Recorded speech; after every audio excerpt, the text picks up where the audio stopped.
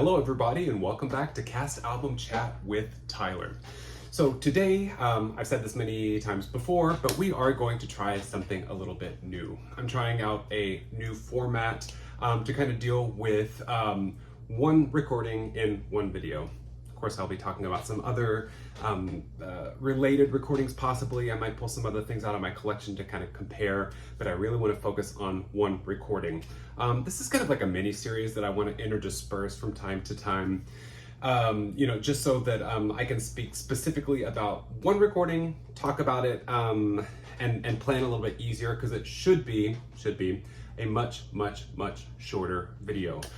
So of course I'll be doing other videos, kind of lists or, history of, or maybe some new recordings that I've gotten. But I would like to do some kind of mini reviews as well. So I am starting this kind of new little series called A Little Bit of Good. Like I said, there's just gonna be little reviews. And today we are gonna start with the new Digimix release from J Records of Anything Goes 1969 London Revival cast recording.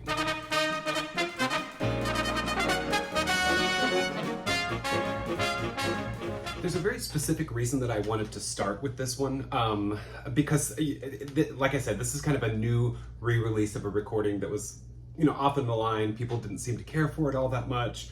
I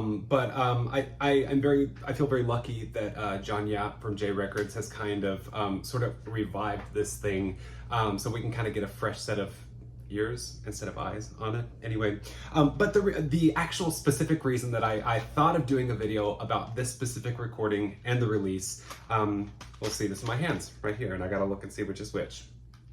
Right here. Can you tell the difference between the two? Looking at the front cover, I don't really think that you can. But being a collector, a physical collector, I like to have an extra copy lying around sometimes, especially if the price is right. They've had some really great sales lately. This is kind of going a little bit more down the rabbit hole. J Records has recently signed a deal with Cherry Red Records and MVD Shop. Cherry Red is UK, MVD is United States sales, just to make the recordings more readily available. I didn't really know what that meant exactly, other than it was going to be a lot easier to get our hands on these things now that they signed that deal. What I did notice though is that on the original Digimix releases before this deal was signed, this is the CD that came directly to me from Jay. This case is a little cracked down here, but that's fine. On a lot of these Digimix releases, what you would have is the disc itself. I mean, you can see that everything is professionally done, scanned, beautiful printing here and everything. But the disc itself, even though it's got, it's kind of got a glossy sticker on the front of it, it is disc on demand. That's not to say CDR. I have been corrected on that before. So it still is of quality. But all that is to say that, I just being a collector, I like to have a pressed disc. And you can kind of tell the difference. The CDRs are very green. Disc on demand has like a light green tint to it. And then a pressed disc will most likely be silver, sometimes gold. But let me pull out the spoiler alert here. There is a pressed version now, which I'm going to talk about. You probably can't see the difference on these lights here necessarily, but this is an actual pressed disc, and I'll get into that in a second. But with the original Digimix releases, a lot of them are on disc on demand. And I do understand why. It seems very similar to the tactic of Stage Door Records, where every Saturday they'll have kind of a new release come out. They'll make 100 copies of it, and that's it. Jay actually makes so many copies, I guess, but they can always keep making more. But without really knowing how many people will be buying these recordings, I think it makes good business sense, or did make good business sense, for them to do disc on demand, and have so many out there, but then be able to recopy more as they come. They had started to do this with some of their regular releases. I know I received the new packaging of Metropolis, which the new packaging is a lot more attractive. but the disc was disc on demand. The sticker on the front, from what I remember, was, you know, it's just, it's kind of glossy and shiny, and I don't think it's always uniformly centered on the disc necessarily. So that's another reason that I like to have an actual pressed disc, because when you have a pressed disc, if you can see on, oh, this is not a pressed disc. If you can see on the actual pressed disc version, this is a bit more matte here, so there's not as much of that glossy shine on it. And then this printing that's on the disc is uniform all the time. So it's very, very much centered. The green kind of border around here is all uniform, and it will be on all releases. Just kind of roping other recordings, you know, I said I was going to stay with one, but you know, I got a copy of 9, the Australian version. You can tell this kind of bluish purple is a little bit darker here. This is a disc on demand release. And you can also tell that the disc here is that really, really glossy disc. And it's, you know, it's just not quite as uniform. Some of the text around the side, you know, almost runs off of the disc and whatnot. And actually the printing of the packaging itself has a little bit of kind of like black crush on it, so you don't get all the details that you get on the original release from That's Entertainment Records, which is J Records. It's the same thing. And then, so, you know, talking about the press discs and the discs on demand, it seems sometimes that it does affect audio, sometimes it doesn't. I'm not, I don't really understand that side of things, you know, as far as the engineering of an album and whatnot. But I will say that on this recording, between Getting Tall, the reprises, I Can't Make This Movie, Waltz from 9, you know, the track changes in the middle of a note. And there is no difference here. It just goes straight to the next track. There is no problem. Unfortunately, oh, here's the other one. Here's the pressed disc of 9, the original Australian recording, if I didn't tell you before. This is what the original release looked like. It is on a pressed disc, and then you can see more detail actually in the printed labels here. But the other recording that I kind of wanted to rope into this is the wonderful studio album they did of A Little Night Music in 1990. The original version was a pressed release, and this is a disc on demand, as, like I said, many of the Digimix releases are. Sound quality has been cleared up, but you can see this is kind of glossy. Once again, the text around here is not necessarily uniform, so I would like to have some kind of pressed version of this disc, but I don't think it exists. That would normally be me just being kind of picky about things. But something I have noticed when I scan this in my computer, I've tried to switch around the settings in my iTunes, or when I play this on any regular CD player, if anyone has a CD player anymore, you can put it in, like, I was gonna say you could put it in a Blu-ray player or a 4K player, but who has those anymore? I do, but still. There is a gap in the music. You know, there's not an actual gap in the score, but you can hear it stop, wait about 2 or 3 seconds, and then come back in where that note dropped off, and then it picks up there. So it's a gap where there should not be a gap there. And there's no way around it. When you're listening to this disc on demand version of Little Night Music, you just can't get around it. So it kind of, if that bothers you, by all means do something about it. If it doesn't bother you, it doesn't really matter. But that's your little history on disc on demand recordings with J Records. John, if you're listening, if you could put this out on a press disc and not have that little gap in there, that would be great. There is a, you can stream it online and there is no gap there, so you can hear what it originally is supposed to sound like. But just something with the technology of disc on demand, I guess sometimes it just doesn't seamlessly reproduce that track to track kind of overlap or meeting exactly, so you get a little gap in music. Back to the recording at hand. I'll just talk a little bit more about packaging, and then we can actually get into the recording itself. The packaging is almost exactly the same. I wish I could, let me see if I can get my hands here around these things so I can show you exactly that there's not a heck of a lot of difference. You might be able to see a little bit. Like I said, you can see the shine on those two things is different. The spacing on this is a little different from one disc to the other. The press disc has a smaller black area and larger green border. And then you can kind of look on this, on the inside here on this black cover. On the disc on demand, there is no text down here. And then there's actually a catalog number down here for the That's Entertainment Records version. The spacing on the back is ever so slightly different, just because there is a little bit more, there are more credits. On this one, it's just credited to J Productions Ltd.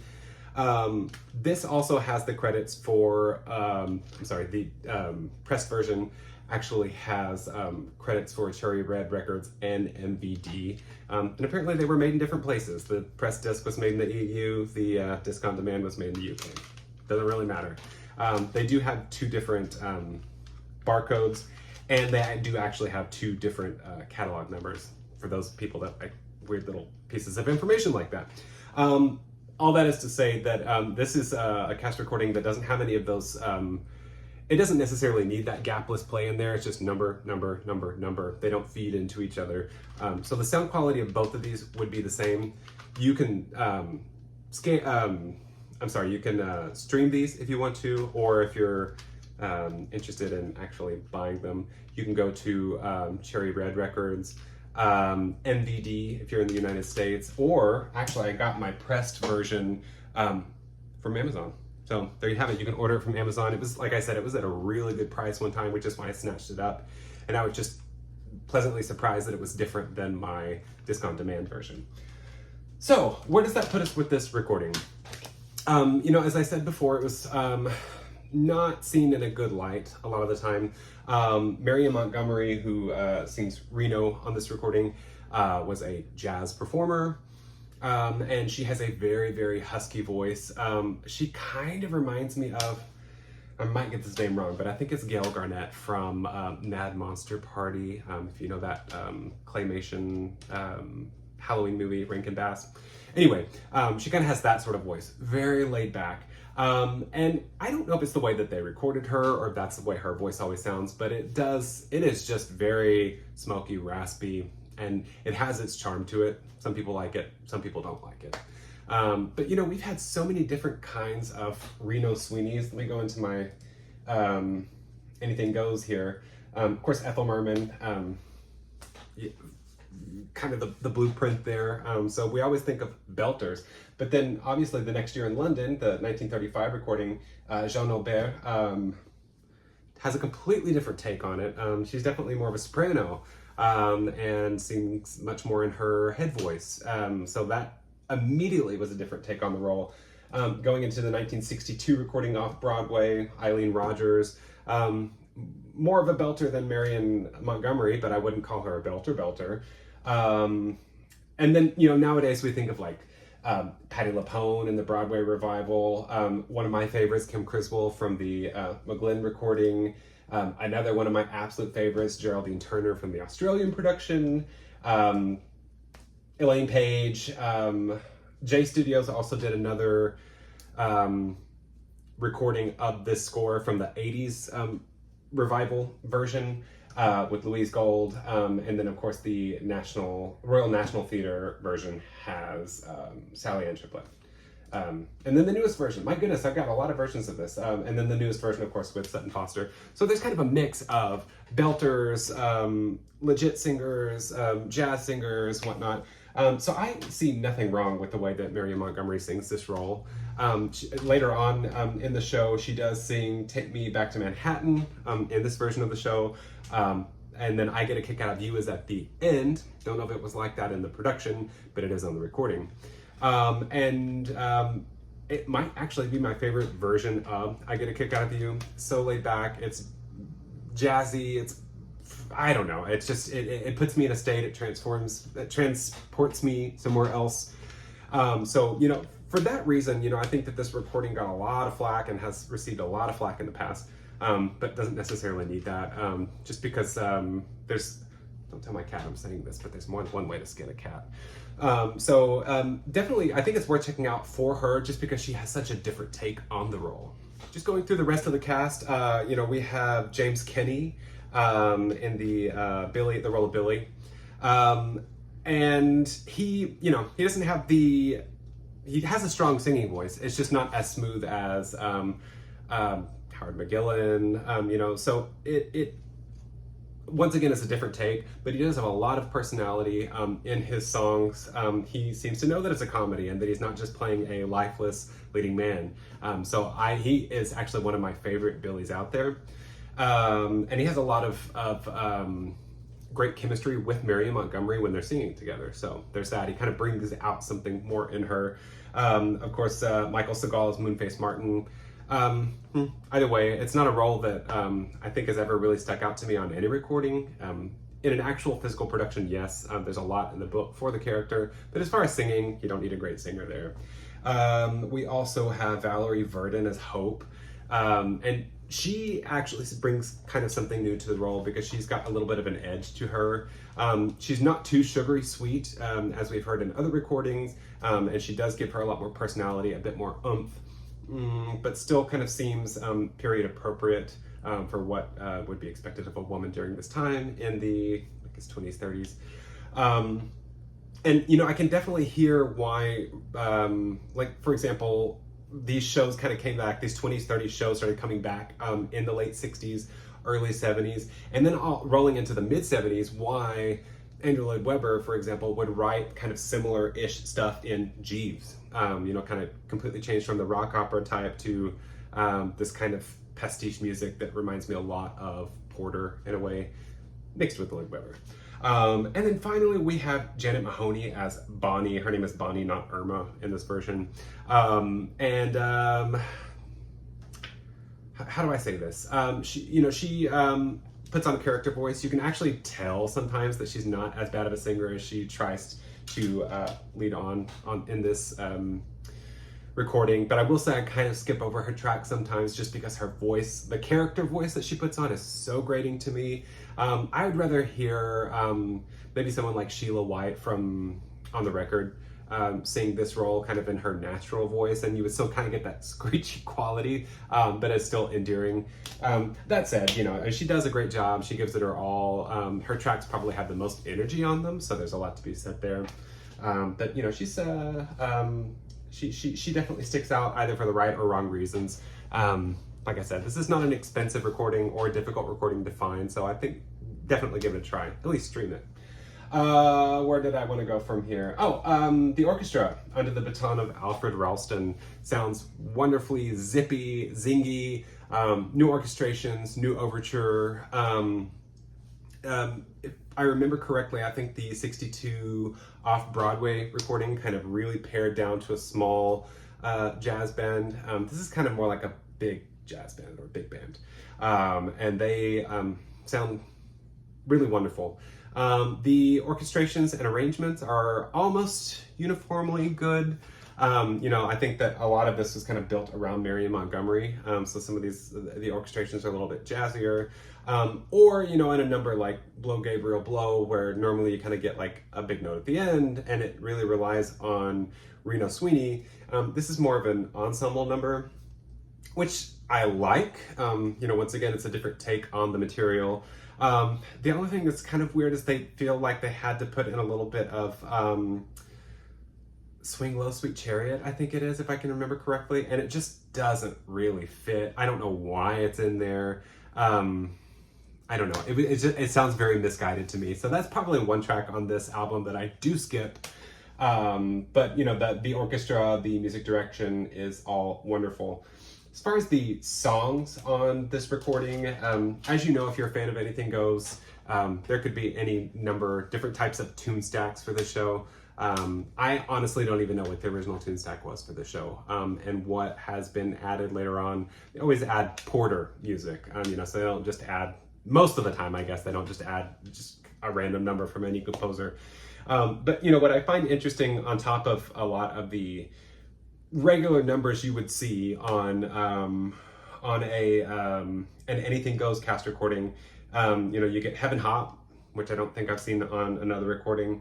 And what's interesting is they have 3 Cole Porter numbers that start with the word let's. So we have Let's Do It, Let's Step Out, and Let's Misbehave. And Let's Step Out and Let's Misbehave, one follows the other. So it's let's. I don't know. I really don't know what the book was like on this one, or if there's even a book. Surely there is some kind of... No, I lied. I don't even know that they have well, no, book by Howard Lindsay and Russell Crowe. So, you know, I don't know, maybe they just kind of switched around some things. I don't know how you could add new numbers and not have a new book or new book scenes, but I'll trust them on that one.